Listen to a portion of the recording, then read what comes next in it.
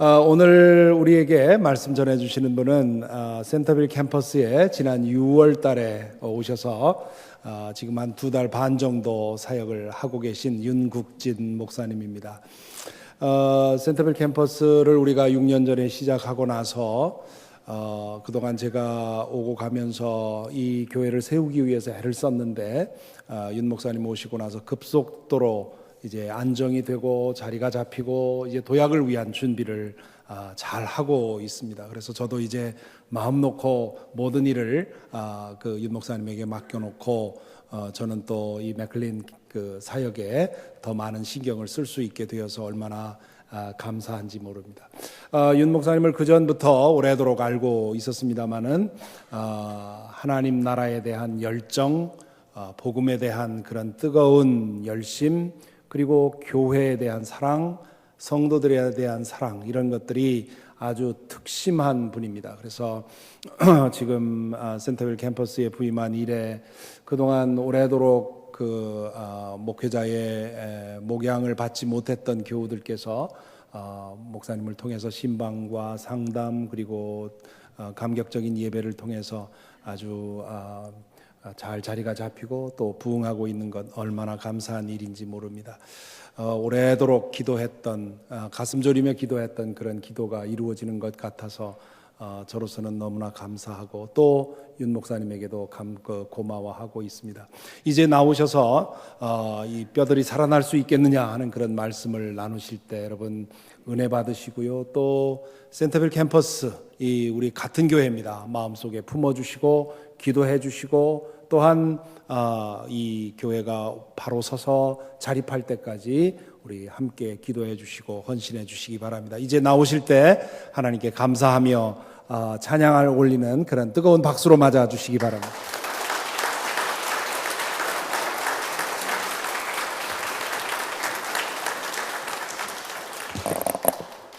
반갑습니다. 반갑습니다. 윤국진 목사입니다. 지난 6월에 버지니아에 와서 센터빌을 섬기고 있습니다. 저는 1989년도에 유학으로 미국에 왔습니다. 미국에 와서 주로 공부했고 관심이 있었던 것이 이민사회학하고 선교학이었습니다. 우리 이민교회와 이민사회를 생각할 때마다 저에게 다시 바라보게 하고요. 그리고 저에게 새로운 소명을 주셨던 것이 청년이었습니다. 청년하면 현존하는 미래라고 정의할 수 있을 것입니다. 우리의 미래를 여러분 보고 싶습니까? 청년을 가서 보시면 됩니다. 제가 그 마음을 품고요. 청년 사역에 내가 좀 헌신해야 되겠다라고 결심을 하고 시작할 때 저의 멘토가 되시는 분이 저에게 이런 조언을 해줬습니다. 누구든지 한 가지 일에 10년을 집중하면 그 사람은 그 일의 전문가가 될 수 있습니다. 또 그 사람이 그 일을 10년 더해서 20년을 그 일을 하면 아마 그 사람은 그 일의 대가가 될 수도 있습니다. 만약에 그 사람이 10년을 더해서 30년을 만약에 그 일에 집중하고 만약 헌신한다면 아마 그 사람이 그 분야의 역사도 될 수 있을 것입니다. 그 말이 너무 마음에 들었습니다. 그래서 청년 사역에 좀 역사가 돼볼까? 그런 마음으로 시작했습니다. 키워놓으면 나가고 키워놓으면 또 나가는, 어떻게 보면 맨날 하수분과 같이 부으면 부을수록 밑 빠진 독처럼 그냥 없어지는 것 같지만 그래도 이 분야에 역사가 좀 되고 싶다. 그러고 있는데 지난 4월쯤에 버지니아 연회 감독님이신 조영진 감독님한테 이 버지니아 이 교회를 소개받고요. 이제 나이도 있으니까 여기 와서 목회 한번 새로 시작하는 기회를 좀 삼으면 어떠냐 고민을 했습니다. 왜냐하면 제게는 아직 5년이 남아 있었기 때문에요. 그러는 중에 하나님께서 이 출애굽 중에 모세에게 하셨던 말씀이 와닿는 거예요. 가나안을 다 들어가기 직전에 모세에게 모세야, 너는 여기까지야. 조금만 더 들어가면 가나안인데, 근데 그 말씀에 모세가 순종했다라는 거죠. 그 말씀이 또 저를 움직여서 하나님, 제가 또 새로운 시작을 하기 위해서는 지금까지 해왔던 것들을 여기까지입니다 하고 내려놔야 되겠군요. 그렇게 하고 벌써 2달 반이 지났습니다. 제가 센트블 교인들도 그렇고 우리 맥클린 교인들도 뵈면서 제가 25년 동안 자주 못 뵀던 분들입니다. 연령대가. 청년들은 벌써 웃습니다.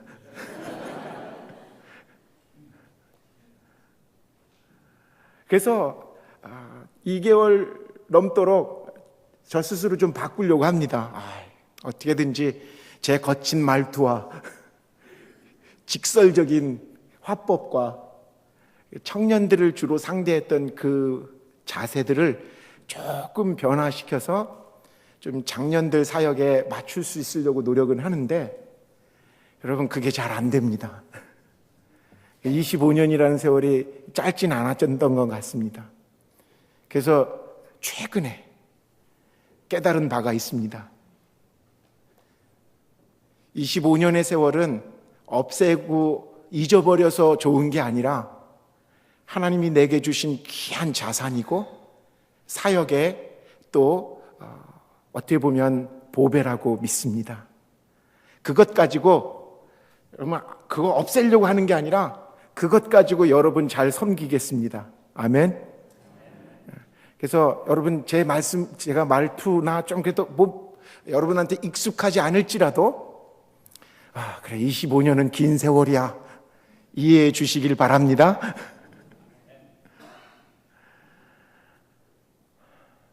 지난주에 어바나 샴페인 일리노이 주립대학이 있는 그곳에서 10년 전에 제가 사역할 때 제자 양육했던 자매를 버지니아에서 만나게 되었습니다. 3년 전에 그 친구는 학위를 마치고 이곳에 와서 직장을 잡고 한인교회에 정하여서 열심히 사역했었던 친구입니다. 제자 훈련할 때 늘 우리가 강조했었거든요. 우리가 이 땅에서 잡은 이 잡은 하나님께 더 큰 영광 돌리기 위해서, 하나님의 몸된 교회를 더 잘 세우기 위해서 주신 잡이다. 이곳에 와서 3년 동안 정말 그 마음으로 그 교회를 섬겼다고 그러더라고요. 근데 어쩐 일인지 요즘은 미국 교회 출석을 한대요. 이렇게 저렇게 얘기하다가 그래도 우리 미래가 있고 우리 자녀들을 생각해서 우리 한인교회에 나와야 되지 않겠니? 라고 제가 조언을 해줬는데 그 자매가 그 순간 눈물이 고이더라고요.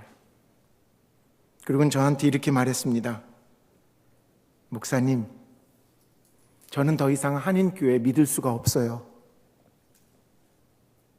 처음에는 제가 열심을 낸다고 막 좋아하고 막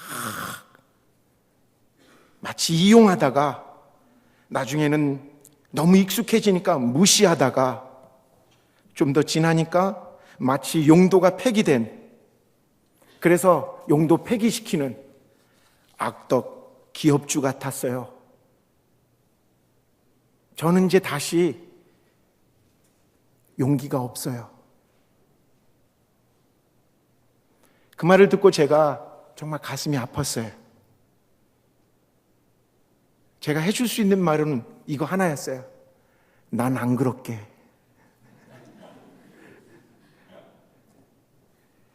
어쩌다가 우리 교회가 이렇게 되었을까? 참 안타깝습니다. 어쩌다가 우리 한인교회에서 떠난 수많은 영혼들이 방황을 하며 미국 교회를 기웃거리며 그러다가 세상에 주저앉게 되었을까? 그러면서 저한테 또 이런 질문을 늘 하게 됩니다. 하나님, 우리 이민교회 다시 부흥할 수 있을까요? 하나님, 우리 교회 다시 살아날 수 있을까요? 이런 기도를 하다가 문득 저는 30년 전 제가 신학교 1학년 때 기숙사에서 드렸던 기도가 이런 기도였구나 다시 떠올리게 됩니다. 의사가 되려고 과정 중에 있다가 하나님의 역사하심으로 신학교를 들어갔는데 신학생이 되어서 교회를 섬긴 그 교회는 내가 이전에 알았던 교회가 아니었었거든요. 신학생 신분으로 교회 가서 섬기다 기숙사에 돌아왔을 때 그 절망감, 난 뒤 돌아갈 데가 없는데 하나님, 과연 이런 교회에 희망이 있습니까? 겉으로는 고상하고 깨끗한 척하지만 뒤에서는 서로를 험담하고 미워하고 파당을 짓고 심지어는 회의하면서 마음에 안 든다고 험한 말을 서로 퍼부은, 때로는 자기 뜻대로 안 된다고 세상 법정에 고소하는 지금의 이 교회가 과연 희망이 있습니까?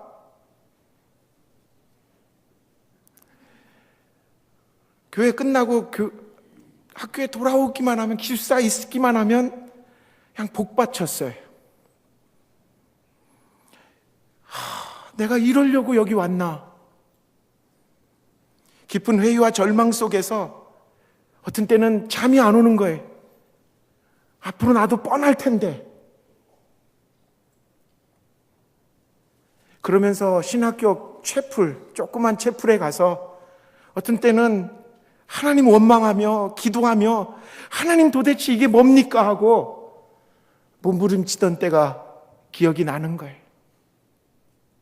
여러분, 그때 하나님께서 들려주신 말씀이 오늘 이 에스겔서 37장의 말씀입니다. 저는요, 지금도 교회 어려운 이야기들을 많이 들을 때마다 어느 교회가 깨어졌대, 어느 교회에서 분란이 일어났대, 어느 교회에서 경찰이 출동했대, 멱살을 잡았대, 그런 얘기 들을 때마다요, 다시 한번 저한테 또 묻습니다. 윤 목사, 정말 한국교회, 이민교회 희망 있어? 정말 이 교회 다시 부흥할 수 있을까? 그거에 대한 질문 할 때마다 하나님께서 다시 떠오르게 하시고 하나님께서 다시 기억나게 하시는 오늘 이 에스겔서. 오늘 본문의 이 에스겔은 구약에서 이스라엘 나라는, 남유다라는 나라가 주전 587년에 바벨로니아에 의해서 무너지는데요. 그때 얼마나 나라가 처참하게 무너졌는지 예루살렘에 건물 하나가 남지 않을 정도로 다 무너졌었다라는 거예요. 예루살렘에 거하는 쓸만한 인물들은 다 포로가 되어서 성한 사람들은 다 흩어지고 포로로 끌려가고 나라는 이제 풍지박산나서 희망이 없고 절망에 빠져있는 그 암울의 시대에 에스겔서가 기록되어졌다라는 거예요. 저와 여러분들, 오늘의 이 교회를 바라보면서 다시 한번 우리는 묻지만 하나님은 똑같이 이 시대에 우리에게 다시 살 수 있다고, 아니 다시 살아나서 큰 군대가 되어서 이 땅에 하나님의 나라를 확장시키고 완성하는 도구로 쓰임 받을 수 있다라고 주시는 이 약속의 말씀을 저와 여러분들이 오늘 마음에 새기시기를 소원합니다. 어떻게 살아날 수 있을까요? 우리는 이 원리를 마음에 새겨야 됩니다. 큰 것에서부터 작은 것까지. 아니, 일단 나 자신부터 살아나고 봐야 되지 않습니까? 영적인 원리에서 하나님이 우리를 한 사람 한 사람을 살리고 싶어 하시는데, 그래서 이 교회를 다시 권능의 곳으로 만들길 원하시는데 우리는 어떻게 살아나야 될까요? 오늘 본문은 3가지를 알려주고 계십니다. 첫째는 우리는 사망의 골짜기에서 하나님의 사랑을 경험해야 됩니다. 그리고 그 하나님의 경험된 사랑으로 다시 일어나야 된다라는 거예요. 하나님은 에스겔을 데리고서 골짜기로 내려가십니다. 그 골짜기에는 뼈들이 가득했습니다. 하나님은 그곳에서 에스겔로 하여금 그 마른 뼈들, 그 안에 있는 하나님은 보이시는 그것을 보여주시길 원하셨습니다. 다 죽은 것 같지만, 다 실패했던 것 같지만, 다 낙담하는 그 상황이었지만 하나님은 에스겔에게 아니라고, 나의 계획은 이것들이 살아나는 거라고 보여주고 싶어 하셨다라는 거예요. 오늘 본문 1절에 보면요, 주님께서 권능으로 나를 사로잡으셨다. 주님의 영이 나를 데리고 나가서 골짜기의 한가운데 나를 내려놓으셨다. 그런데 그곳에는 뼈들이 가득했다. 하나님이 에스겔을 데려간 곳은 화려한 궁중도 아니었습니다. 세상이 다 내려다 보이는 산 꼭대기가 아니었습니다. 낮고 깊고 어두운 골짜기로 하나님은 에스겔을 데려가셨습니다. 그곳에서 에스겔이 본 것은 마른 뼈였습니다. 시체가 아니라 시체가 썩었고 그리고 말랐고 뼈가 됐는데 뼈도 너무 오래돼서 말라 비틀어졌다라는 거예요. 본문 2절, 그가 나를 데리고 그 뼈들이 널려있는 사방으로 다니게 하셨다. 그 골짜기의 바닥에 뼈가 대단히 많았다. 보니 그것들은 아주 말라 있었다. 골짜기는 산과 산의 그 깊은 골을 말합니다. 산이 높으면 높을수록 골짜기는 깊을 수밖에 없습니다. 그래서 그 골짜기는 늘 어둡습니다. 그 골짜기는 어둠침침하며 죽음의 그늘이 드리운 것 같아요. 그래서 시편 기자는 늘 사망의 음침한 골짜기라고 즐겨 말했습니다. 하나님은 왜 에스겔을 화려한 곳으로, 넓은 곳으로, 높은 곳으로 안 데려가고 이 깊고 깊은 사망의 음침한 골짜기 같은 그곳을 향해서 데리고 가셨을까요? 그건 다른 게 아니에요. 하나님이 포기하지 않고 가지고 계시는 사랑 때문이셨습니다.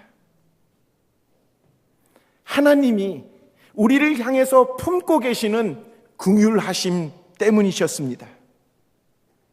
하나님은 지금도 버림받은 사람들, 이 세상에서 쓰레기처럼 취급받고 있는 사람들, 소외받고 살아가는 사람들, 세상에서 잊혀진 사람들을 즐겨 찾아가시기를 원하십니다. 하나님은 마른 뼈와 같이 버림받은 사람들에게 특별한 관심을 더 가지고 계십니다. 하나님은 그들에게 나는 너를 포기하지 않아. 나는 결코 너희를 잊어버리지 않아. 그분의 사랑과 관심을 그곳을 향해 나아가시면서 그의 종을 불러서 그곳을 보여주셨다라는 거예요. 여러분, 지금도 우리 주변에는 이 골짜기처럼 메마른 인생들이, 생기 잃은 인생들이, 그 인생에서 소망을 다 잊어버린 인생들이 너부러져서 살아가고 있는 것 같습니다. 소망이라고는 하나도 이제 남지 않아서 누군가가 찾아주지 않으면, 누군가가 손을 내밀어 세워주지 않으면 결코 제대로 설 수조차도 없는 주변에 마른 뼈와 같은 인생들이 너무 많이 있습니다. 이런 골짜기에 너부러진 마른 뼈와 같은 인생들에게 하나님의 눈길은 가고 계신다는 거예요.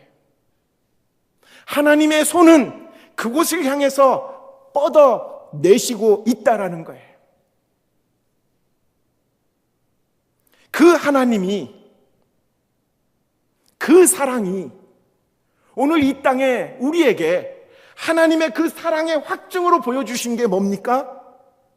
예수 그리스도의 십자가입니다. 하나님이 우리를 얼마나 사랑하는지 아십니까? 그것을 하나님이 보여주신 것이 뭔지 알고 계십니까?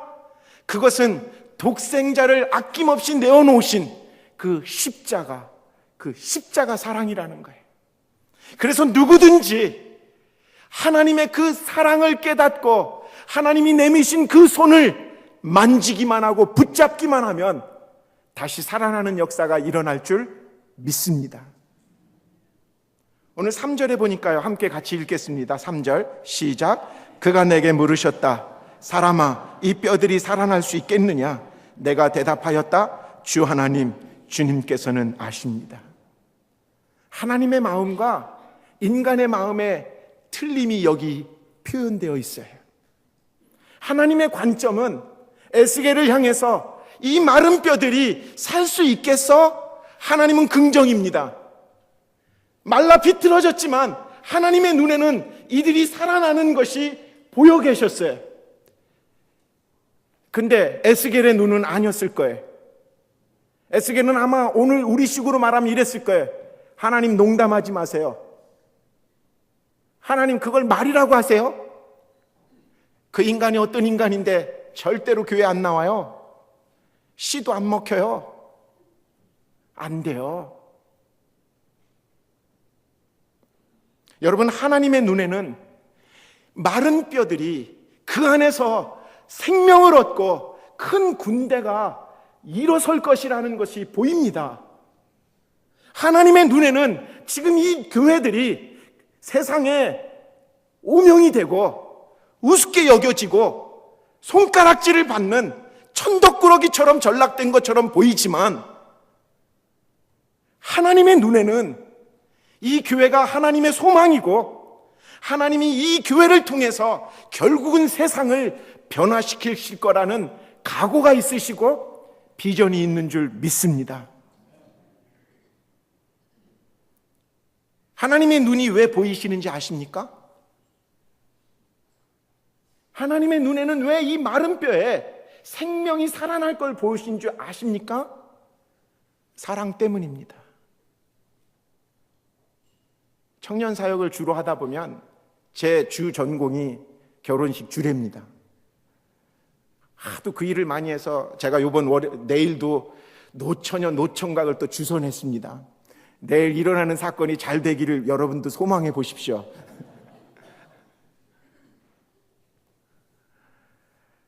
결혼식 주례를 하면요, 1년 뒤에 거의 어김없이 또 초청을 합니다. 돌이라고. 그 돌잔치에 가면 그 젊은 부부가 엄마 아빠가 되어서 저한테 막 자랑을 합니다. 목사님 저거 들어보세요. 얘가 말을 해요.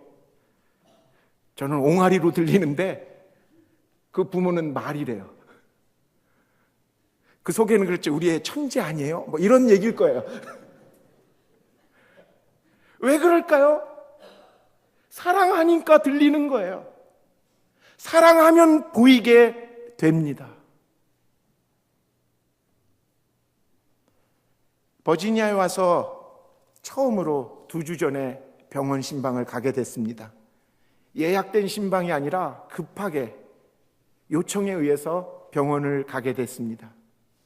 저희 교회 권사님의 아들이었는데요, 뇌출혈로 길거리에 쓰러졌었대요.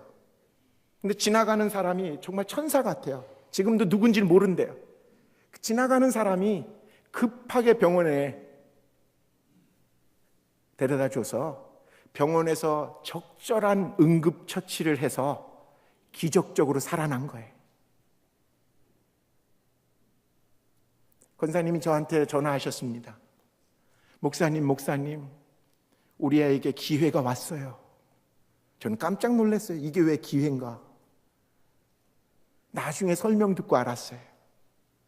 우리 아이가 20년 전에 교회를 떠났는데 제가 한 번도 우리 아이를 놓고 하루도 빠짐없이 기도했는데 하나님, 이게 기회인 것 같아요.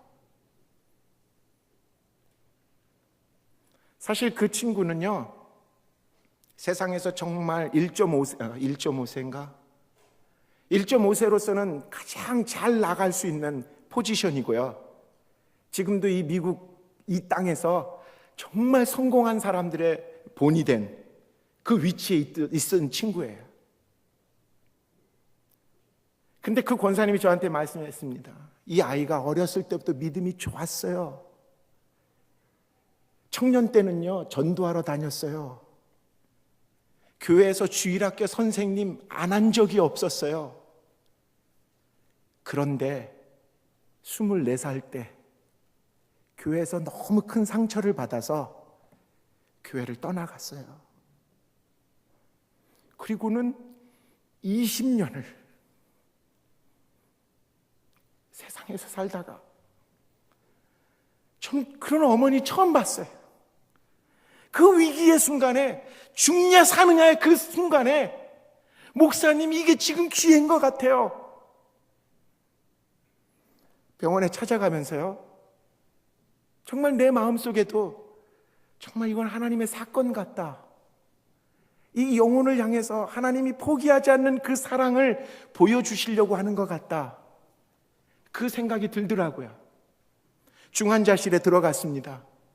근데 정말 놀라웠어요. 중환자실이었는데 제가 들어가면서 의식을 깬 거였어요. 그건 다 알아보는 거예요.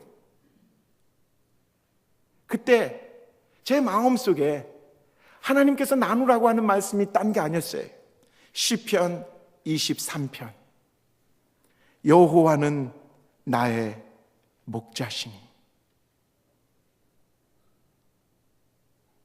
여러분, 그 말씀을 나눌 때요, 그 형제 눈에서 눈물이 고였습니다. 계속해서 이 시편 23편을 읽어 나갈 때, 내가 사망의 음침한 골짜기를 다닐지라도 해함을 받지 아니함은 주께서 나와 함께 하심이라.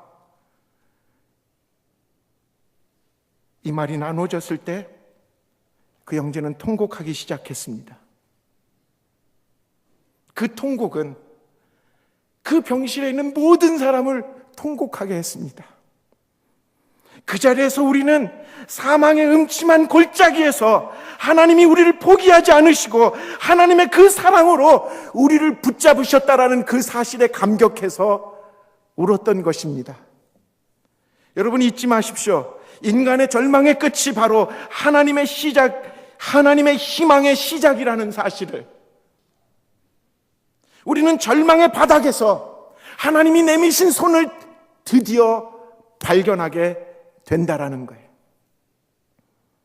저와 여러분들, 우리 교회는 다시 살아나야 됩니다.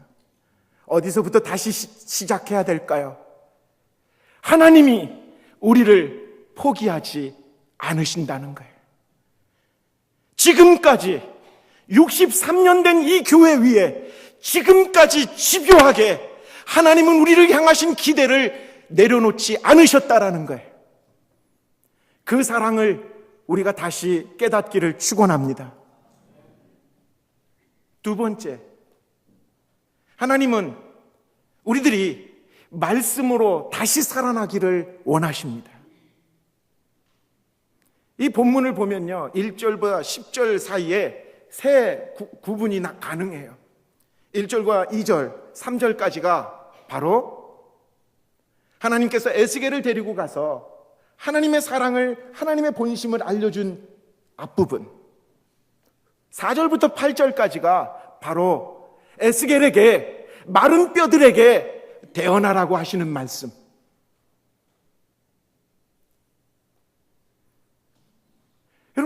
뼈들에게 지금 하나님의 말씀을 전하라는 거예요. 하나님이 어떤 말씀입니까? 하나님이 살리고 싶어 하신다는 거예요. 하나님이 사랑하신다는 거예요. 하나님이 포기하지 않는다라는 거예요. 주변 사람들 보면 전하고 싶지 않은 사람이 참 많아요. 너무 딱딱하게 굳어가지고. 인상만 보면 정말 범접할 수 없는 인상들이 참 많죠. 그러기도 힘든데 세상 풍파에 나도 모르게 참 굳어진 게 얼굴이에요.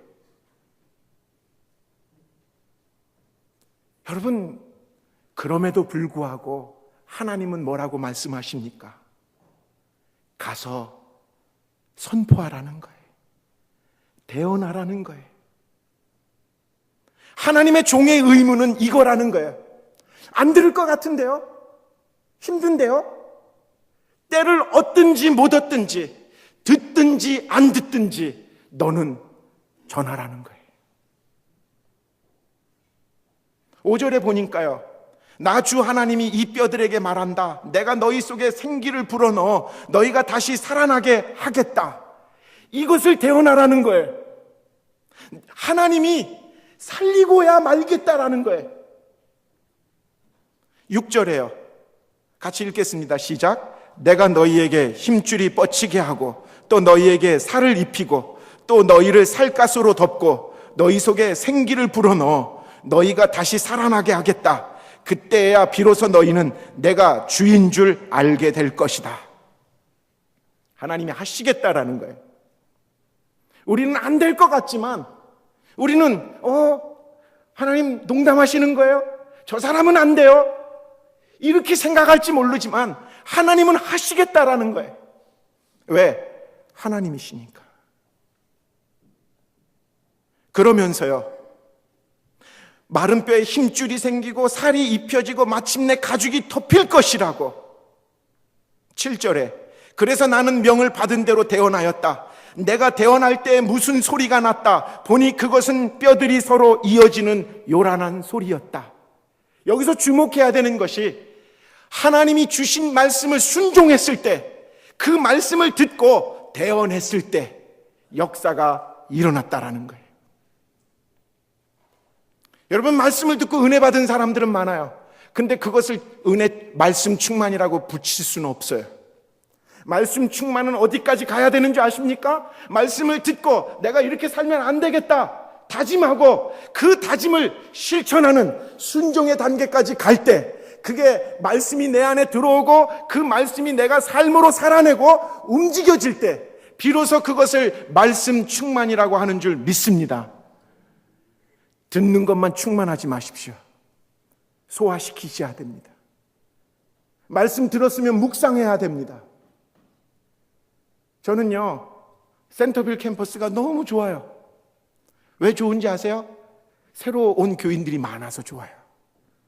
새로 온 교인들이 많은 경우 복음을 처음 듣는 분들도 있으세요. 그분들이 말씀을 들을 때요, 반응이 얼마나 빠른지 몰라요. 때로는요, 예배 중에 우세요. 그리고요, 그 적은 것을요, 일주일 내내 묵상하세요. 때로는요, 속회에 와서 간증하세요. 그 역할이, 그 파장이 어떻게 넘어가는지 압니까? 이미 오래 예수 믿은 사람들, 무덤덤한 사람들을 자극시킵니다. 일주일에 한 번씩 속회에 방문하면 그 간증으로 속회들이 다시 살아나는 걸 보게 돼요. 처음 복음을 듣고 그 말씀으로 살아나는 사람들이 간증이 있을 때, 그 말을 듣고 옆에 있었던 사람들이 가슴을 치면서 나도 옛날에 그런 때가 있었습니다. 나도 다시 살아나길 원합니다. 내 마음이 움직여야 되겠습니다. 여러분, 그게 말씀의 충만인 줄 믿습니다. 말씀은 듣고 끝나서는 절대로 안 됩니다. 말씀을 들었으면 여러분 새기셔야 됩니다. 묵상하셔야 됩니다. 내 것으로 만드셔야 됩니다. 그리고는 전해야 됩니다. 일주일 동안 뭐 하라고 일주일이겠습니까? 내가 오늘 들은 말씀을 내 이웃에게 전하는 거, 내 들은 말씀을 내 배우자와 내 아이들에게 소화시켜주고 전하는 역할이 말씀을 듣고 은혜 받은 사람들이 해야 될 사명인 줄 믿습니다. 이럴 때 말씀 충만이라고 말하는 거예요. 하도 부흥회는 다 쫓아다녀서 귀만 커진 거. 오늘도 제가 이 본문 딱 나가면 연수 기른 사람들은 그럴 거예요. 무슨 설교하는지 벌써 감 다 잡아서 이제 눈만 감으시는 분들.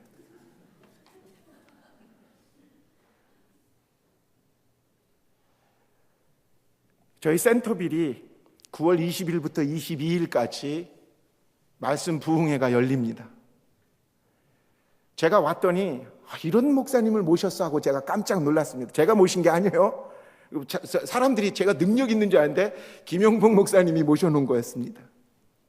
한국에 유기성 목사님이라고, 한국에서는 아마 정말 가장 복음적으로 버티시고 영향을 끼치는 분이더라고요.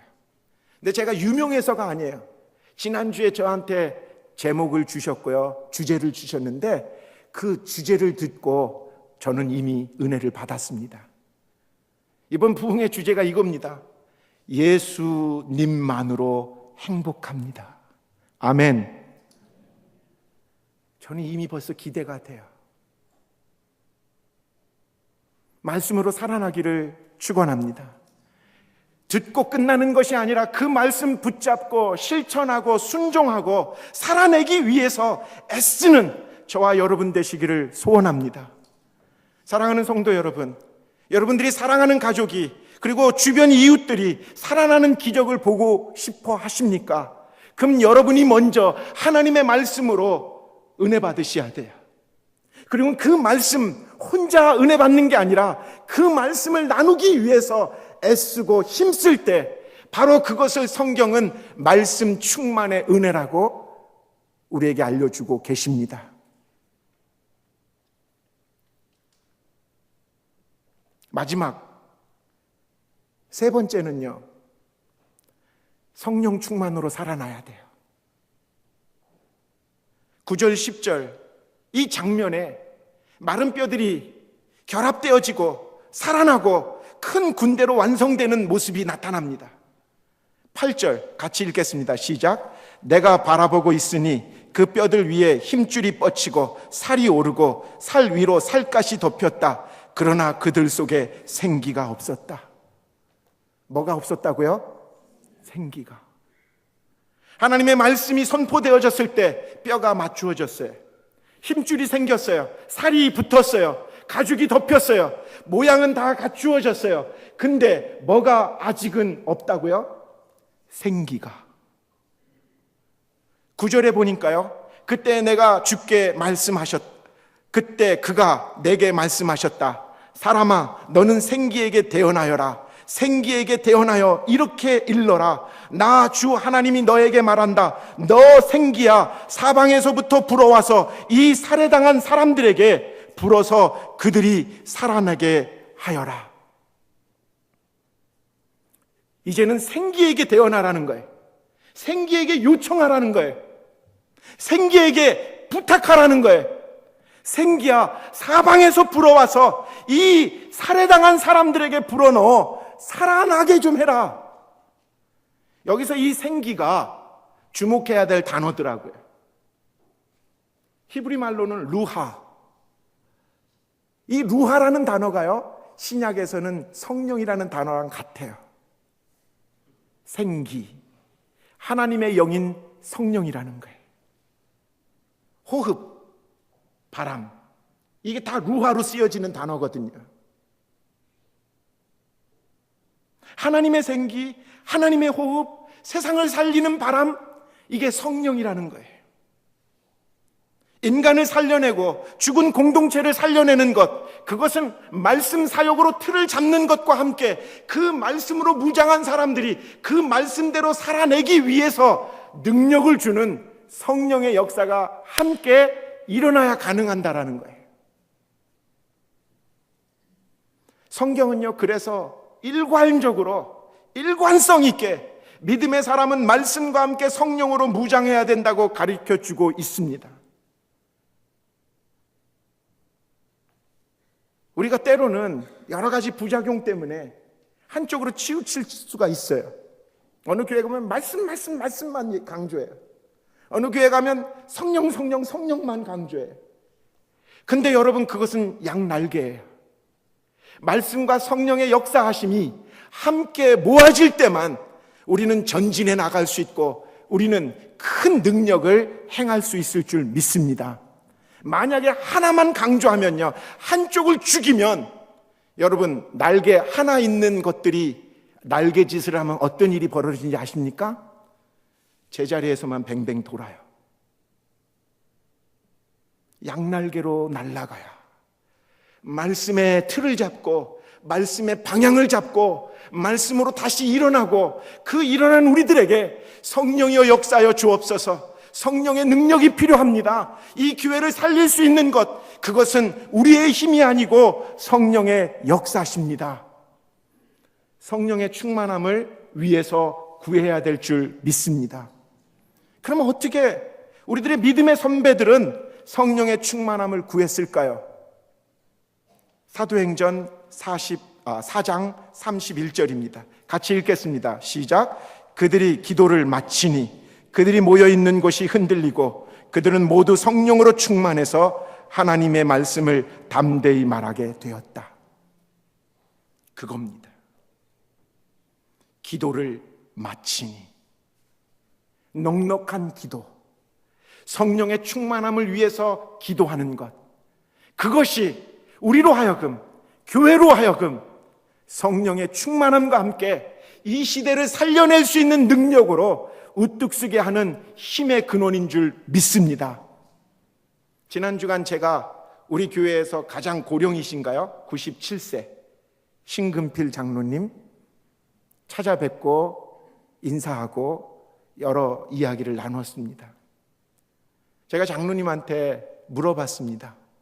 장로님, 가장 행복하셨을 때가 언제였어요? 장로님 저에게 말씀하셨습니다. 교회에서 철야할 때, 교회에서 철야할 때, 그때는 즐거웠어. 그때는 동지들도 많았어. 한 번 하면 40명이 모였어. 종교사회학자와 양심 있는 신학자들이 요즘 모여서 한국교회를 진단할 때마다 어쩔 수 없이 내리는 결론은 이것입니다. 한국교회는 너무 부패해서 이미 자정 능력을 상실했다. 숨길 수 없는 현실입니다. 우리는 이것을 인정해야 됩니다. 그러나 하나님의 약속의 말씀을 우리는 다시 이 순간에 들어야 될 줄 믿습니다.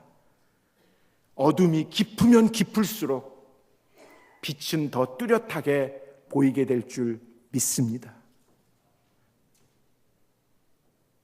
기초까지 다 무너진 이 땅의 교회들이 다시 살아날 수 있을까요? 그 질문에 오늘 에스겔서는 분명히 말해줍니다.